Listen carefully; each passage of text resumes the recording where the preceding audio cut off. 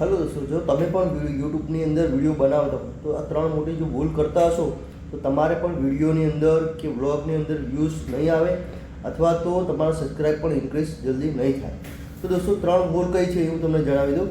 પહેલું તો તમારું થંબનેલ સાચું હોવું જોઈએ, સરસ હોવું જોઈએ અને એટ્રેક્ટિવ હોવું જોઈએ કે કોઈ પણ વસ્તુ દેખાવાથી સામેવાળો વ્યક્તિ એટલે કે જે આપણા સબસ્ક્રાઈબર છે, જે ઓડિયન્સ છે, એ વિડીયોની અંદર જોવાની ઈચ્છુક ધરાવે કે આ વિડીયો મારે જોવો જ છે, કે આ વિડીયોમાં શું છે. એટલે કે થંબનેલ તમારું સારું એવું હોવું જોઈએ.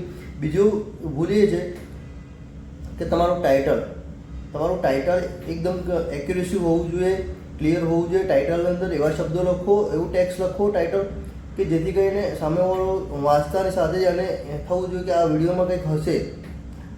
એ ટાઇટલ એવું લખવું જોઈએ. એ ટાઇટલમાં એક્યુરેસી હોવી જોઈએ.